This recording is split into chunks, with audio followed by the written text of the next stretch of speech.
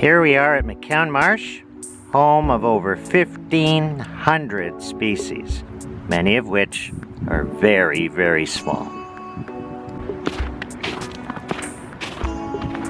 In the late fall and winter, I like to go out to Macoun Marsh and study all the little critters that are living in the water. And I do a survey of some of the very, very small species that we find.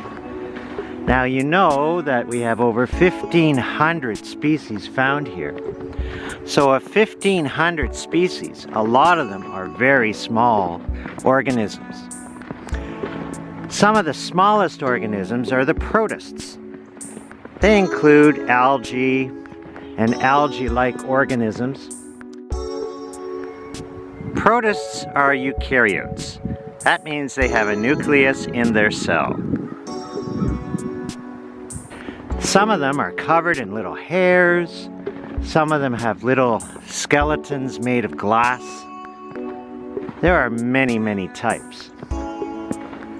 One of my favorites are the diatoms. Diatoms are basically an algae with a skeleton of glass. They produce a small shell, and this shell is literally made of glass. These organisms produce up to half the oxygen we breathe. So when my students and I come here and we drill a hole in the ice, we take samples back to the lab in our school and we see exactly what we can find. Gastrotrix are such cool animals. They look like little tiny porcupine worms. And they're very common in the marsh water.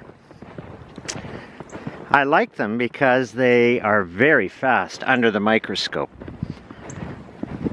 Another creature I like to look at are the water bears, the little tardigrades, which look like gummy bears with 8 little legs. These old trees here are one of the best places to find water bears. They feed on these little green lichens on the tree. Some of these water bears can go into a deep sleep for up to 40 years or more. And all you have to do is hydrate them and they come back to life again. Another organism that's found on these trees are creatures known as rotifers, or wheel animals, because their little mouths look like wheels. Another one of my favorite organisms found in the water is something called a stentor. And stentors are a type of protist. They usually form these round ball-like shapes when they're swimming, but when they feed, they form a trumpet shape with tiny little hairs to collect their food. Another interesting protist is called Euglena.